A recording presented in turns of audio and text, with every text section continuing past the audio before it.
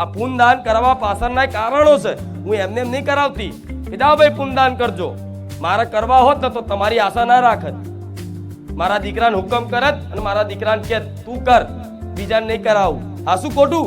પણ હું તમારું હિત ઈચ્છું છું, તમારું ભલું ઈચ્છું છું. હું એટલે વારંવાર કહેવાના પ્રયાસ કરું છું કે તમે આમાં વિશ્વાસ કરો અને જીવનમાં ક્યાંક પશુ પક્ષીઓની સેવા બની જાય, ક્યાંક નિસહાય લોકોની સેવા બની જાય, કોઈ ભૂખ્યાને ભોજન મળી જાય તમારા હાથે, કોઈ ગાયોને ઘાસચારો મળી જાય, ગાયને રોટલી મળી જાય.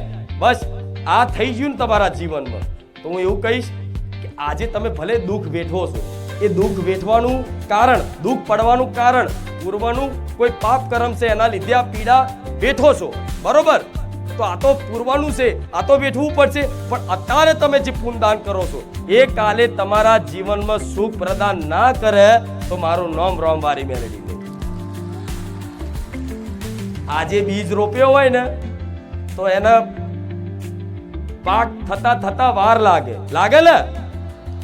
હા, તો આજે તમે જે કરો છો ને એનો હિસાબ તમે ના રાખતા. માડી, અમે તો 3 મહિનાથી ગાયને રોટલી ખવડાવીએ છીએ, અમને માં કશું ખારું થતું નહીં, કામ થતું નહીં. હિસાબ તમે ના રાખશો, હિસાબ મારો ભગવાન રાખવા વાળો છે. હું મેરડી માતા છું. આ શું ખોટું? તો અત્યારે જે પુણ્યદાન કરું છું એ આગળનું ભવિષ્ય તમને સુખ પ્રદાન કરશે. અને જે પૂર્વનું પાપ છે એનું ફળ સ્વરૂપ અત્યારે મને ખબર છે કે દુઃખ એવા છે કે માં વેઠવા તો તૈયાર છે, પણ માં એટલા અતિશય ભયંકર દુઃખ છે ને અમાર ઘેર કે વેઠવાની શક્તિ રહી, સહન શક્તિ રહી.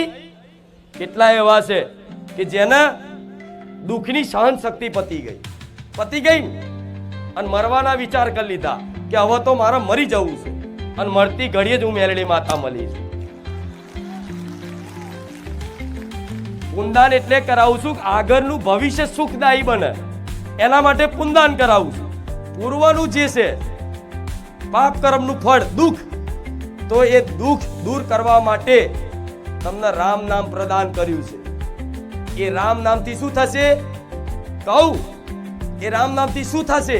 તો રામ નામથી પૂર્વના જે પાપો કરેલા હોય જન્મો જન્મના, મનુષ્યનો એક જન્મ નહીં હોતો, અનંત જન્મો હોય, એ જન્મો જન્મના સંચિત કર્મો, પાપ કર્મો પડ્યા હોય, એ પાપ કર્મોથી રામ નામનું જપ કરવાથી એ પાપ કર્મોમાં આગ લાગી જાય. શું લાગી જાય? આગ લાગી જાય. અને અત્યારે જે મતલબ પૂર્વનું કોઈ પાપ કર્મનું ફળ અત્યારે હાલ જે ભોગવો છો એને શું કહેવાય? પ્રારબ્ધ. શું કહેવાય? પ્રારબ્ધ. જે ફળ આપવા તૈયાર થઈ ગયું છે. કેવું? બીજ રોપ્યું હોય તો એનું વૃક્ષ ફળ આપવા તૈયાર થઈ જાય તો એને કાપવું મુશ્કેલ પડે, કેમ કે મોટું થઈ ગયું છે. એ રીતે કોઈ પૂર્વનું પાપ કર્મ અત્યારે ફળ આપવા તૈયાર થઈ ગયું છે. તો હું માતા એવું કહીશ, આ રામ નામ અત્યારે જપ કરવાથી એ જે પ્રારબ્ધ છે, જે અત્યારે હાલનું દુઃખ છે, એ તે આટલું પ્રારબ્ધ હોય પણ આટલામાં જો ના પતાય આલો, મારું નામ રોમવારી મેલડી છે. વાગવાની હશે તલવાર અને 100 કે કાંટામાં જો હિસાબ ના કરી આલું તો મને રોમવારી મેલડીને કહેજો. શું કીધું? વાગવાની હોય તલવાર, બનવાની હોય કોઈ મોટી ઘટના, બનવાનો હોય કોઈ એક્સિડન્ટ, આ બધું પૂર્વથી ઘટનાઓ પ્રારબ્ધમાં લખેલી હોય, એ પાપ એટલું બધું અતિશય વધી જાય તો તમે જોયું હશે કોઈ ગાડીઓમાં જતા હોય હરગી જાય, હરગીને મરી જાય, એક્સિડન્ટમાં મરી જાય, આ બધી ઘટનાઓ બનતી હોય તો એનું કારણ શું છે? શું ભગવાન બધાને મારવા બેઠા છે? ના, નહીં. પણ એના પૂર્વના પાપ કર્મ અને અત્યારના પાપ કર્મ બે ભેગા થાય ને એટલે વિસ્ફોટ થઈ જાય. આ શું ખોટું? તો આ રામ નામ જપ કરવાથી આવી કોઈ ઘટના લખી હોય એ ઘટના તે તમારા જીવનમાંથી દૂર થઈ જાય, એનો અકાળ મૃત્યુ ના થાય, આ ગેરંટી મારીને હું મેલડી કહું છું. તમને ખરોચ ના આવે. કદાચ મોટી ઘટના બનવાની હોય ને તો નાની ઘટના પતી જાય. જેમ કે ગયા રવિવારનો એક પરચો જોયો હોય તો એક નાની દીકરીને રિક્ષામાં લઈને જતા હતા અને 4 મહિનાની દીકરી એ રિક્ષામાંથી પડી ગઈ અને પડી ગયા રોડ પર પટકાઈ.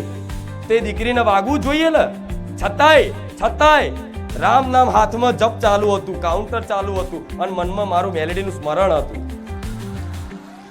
હું માતા કહીશ મને યાદ નહીં કરો ચાલશે, મને યાદ નહીં કરો ચાલશે, કેમ કે રામ નામ જપ કરવાથી પાછળ હું રામ વાળી મેલડીમાં આપે રૂપે યાદ આવી જઈશ. કેમ કે રામ નામ પ્રદાન કરવા વાળી હું માતા છું, તો મને યાદ કરવાની જરૂર નથી. જ્યાં રામનું મંદિર જોશો ને ત્યારે હું રામ વાળી મેલડી દેખાઈ, હું યાદ આવીશ. આ શું ખોટું? તો આ જ્ઞાનની જરૂર છે જીવનમાં. મનુષ્યને સુખી કરવામાં જેટલું જ્ઞાન સામર્થ્ય છે, જેટલું જ્ઞાન સામર્થ્ય છે એટલી કોઈ વિધિ, કોઈ ઉપાસના, કોઈ પદ્ધતિ સામર્થ્ય નથી જેટલું જ્ઞાન છે. આ જ્ઞાનથી જ આપે રૂપે તમે સુખી થઈ જાઓ. આ અજ્ઞાન છે ને જીવનમાં, અજ્ઞાન છે એ અજ્ઞાનનો અંધકાર છવાયેલો છે અને જીવનમાં જ્ઞાનનો પ્રકાશ ફેલાઈ જાય તો આખું જીવન તમારું પ્રકાશમય થઈ જાય, આનંદમય થઈ જાય. આવું રામવારી મેલડી બોલું. અત્યારે જીવનનો સૂર્ય આથમી ગયો છે, પણ આ રામ નામ જપ કરવાથી, જીવે લાવવાથી આપે રૂપે જીવનમાં ઉગતો સૂર્ય ના દેખાય તો મારું નામ ઉગતા પરની મેલડી નહીં. આ શું ખોટું? રામ નામ મણિ દીપ ધરું, જી દેહરી દ્વાર, તુલસી ભીતર બાહે રહું, જો ચાહે ઉજિયાર. મતલબ રામ નામ મણિ દીપ તમારા જીવે આવી જાય તો અંતર આત્માની અશાંતિ, જે મનથી દુખી થાવ છો, કારણ વગરની ચિંતાઓ, કાલની ભવિષ્યની ચિંતાઓ, ભય, શોક, આ બધું થાય છે ને. કાલની ચિંતા થાય, શું કરીશ, શું થશે, હારું આમ ના થઈ જાય, થારું આમ ના થઈ જાય, થારું. જીવનમાં ભય લાગે છે, ક્યાંક ચોરી કરી હોય, ક્યાંક એવું પાપ કર્યું હોય તો એનો પકડાવાનો ડર, કંઈક નો કંઈક ડર તમને જીવનમાં લાગતો હોય કે હારું આ ખબર ના પડી જાય, આ બહાર ના પડી જાય, નકર હારું મારું શું થશે, મારું તો જીવન પૂરું થઈ જશે, મરી જવું પડશે. આ બધું ભય થતો હોય, ચિંતા થતી હોય, શોક થતો હોય, તેનું કારણ છે ક્યાંક ને ક્યાંક પાપ મલિન છે, મન મલિન છે, મનમાં અસંખ્ય પાપ પડ્યા છે. એના કારણે પણ આ રામ નામ રૂપી મણિ દીપક છે ને, જે એ જીભે આવી જશે ને તો દરવાજા ઉપર દીવો પ્રગટાવવાથી દરવાજાની બહાર અને દરવાજાની અંદર બે જગ્યાએ આપે રૂપે પ્રકાશ ફેલાય. તો આ જીભે રામનું નામ છે તો ચિંતા ના કરતા લૌકિક ઉન્નતિ અને પારલૌકિક ઉન્નતિ ના કરાવું. મારું નામ રામવારી મેલડી નહીં. લૌકિક અને પારલૌકિક બે ઉન્નતિ, મનની શાંતિ થશે અને બહાર સંસારમાં જે બી તમને આર્થિક પરિસ્થિતિ હશે, તનની કોઈ બીમારી હશે, એમાંય તે કદાચ ધીરે ધીરે ધીરે ધીરે ધીરે તમારા પરિવારથી લઈને બધી જગ્યાએ તમને સુખ પ્રદાન ના કરાવું તો હું રામવારી મેલડી મટી જાઉં.